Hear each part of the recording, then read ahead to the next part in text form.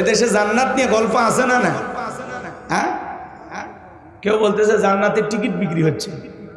কারো কাছে আছে নাকি? টিকিটের কালার দেখা না দেন তো। হ্যাঁ, জান্নাত জাহান্নামের মালিক কে? যারা এই ধরনের মিথ্যা কথা প্রচার করতেছে আল্লাহ ওনাদের যেন হেদায়েত দান করেন। একটু জোরে কর না আমিন। এক নেতা বলতেছে জান্নাত, জান্নাত নিয়ে কি করবে? নগদ কিছু নেন, নগদ নগদ। কথা বোঝেন নাই? তো এই দেশে অনেক মানুষ মনে করে যে আমরা বোকা সকার, আমরা কিচ্ছু বুঝি না। আমি যদি বলি জান্নাতের টিকিট আমার কাছে আছে, আপনারা নেবেন? হ্যাঁ, বিশ্বাস করবেন? কারণ জান্নাত দেওয়ার মালিক কে? জাহান্নাম দেওয়ার মালিক কে?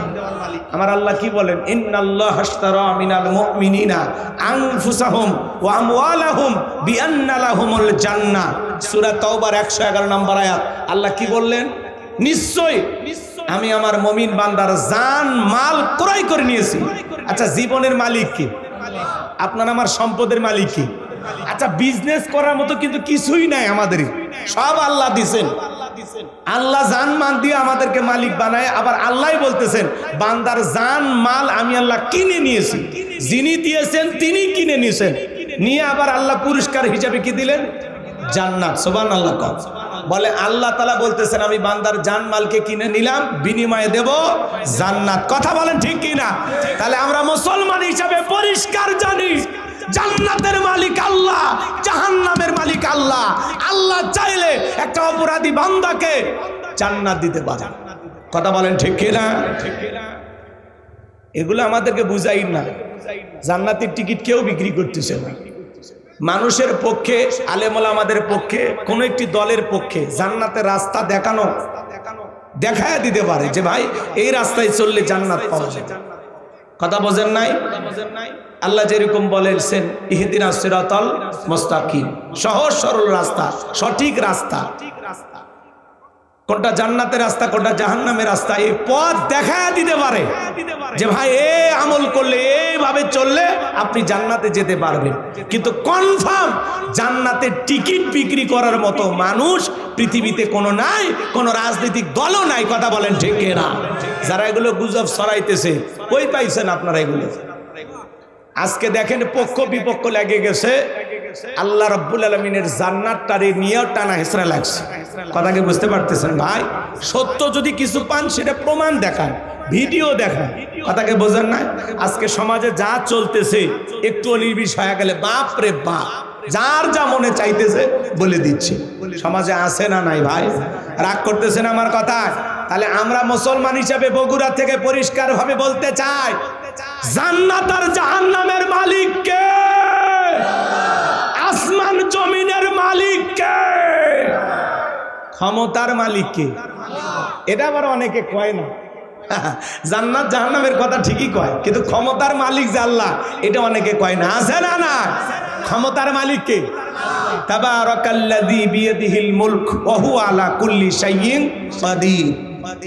মহামান্বিত সেই সত্তা যার হাতে সর্বময় কর্তৃত্ব, রাজত্ব পাওয়ার ক্ষমতা। তিনি হলেন সব বিষয়ের উপরে ক্ষমতাবান, তিনি সর্বশক্তিমান। তাহলে সকল ক্ষমতার একমাত্র মালিক কে? যারা বলবে ক্ষমতার উৎস জনগণ, এরা পাম দিয়ে ভুলে আয়। কথা বোঝেন নাই? ক্ষমতা দেওয়ার মালিক কে? আবার কেড়ে নেওয়ার মালিক কে? সূরা আলে ইমরান আয়াত নাম্বার 26। ওইদিকে আমি যাব না, লম্বা হবে। এতটুকু পরিষ্কার, মাথা ক্লিয়ার হয়েছে যে জান্নাতের টিকিট কারো কাছে নাই। কথা কয় না কে?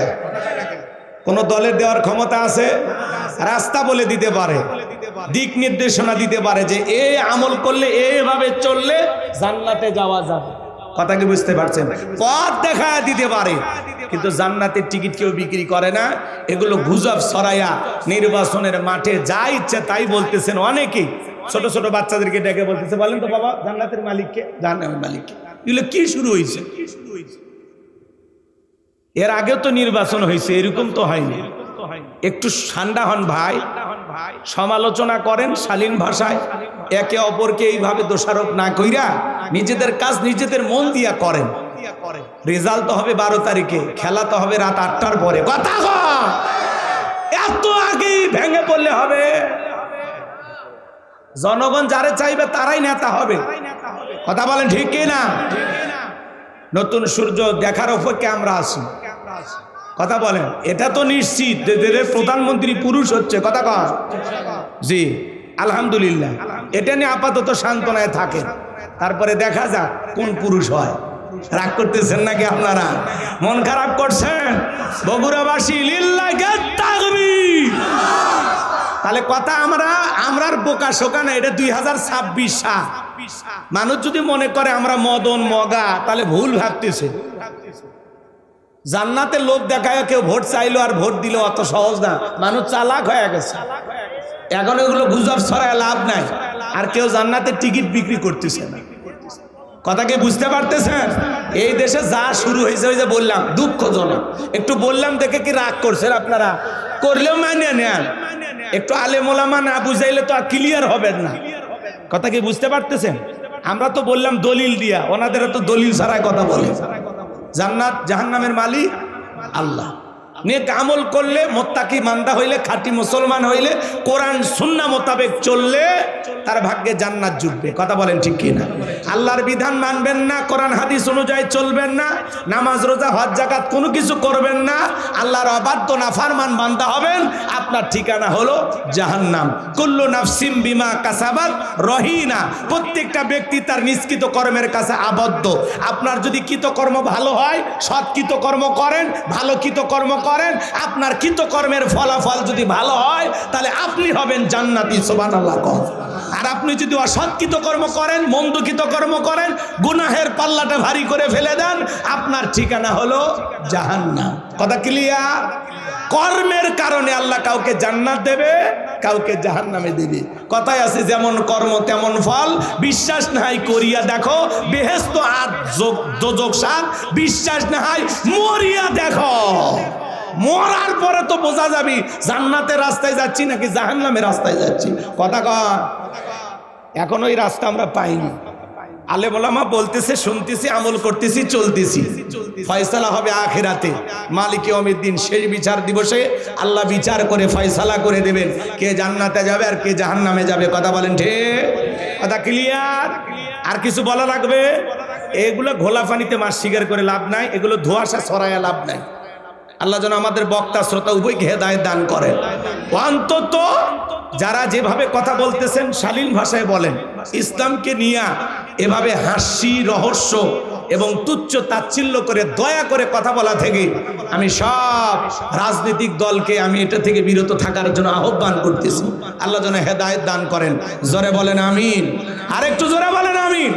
আপনি মার্কার গুণগান গান, সামনে ক্ষমতায় আসলে কি করবেন সেই কথা বলেন, জনগণের জন্য কি করতে পারবেন এগুলো আপনারা বলেন। দয়া কইরা যা ইচ্ছা তাই বলে ইসলামকে ছোট করবেন। আল্লাহ হেদায়েত দান করেন। একটু জোরে কর না আমিন।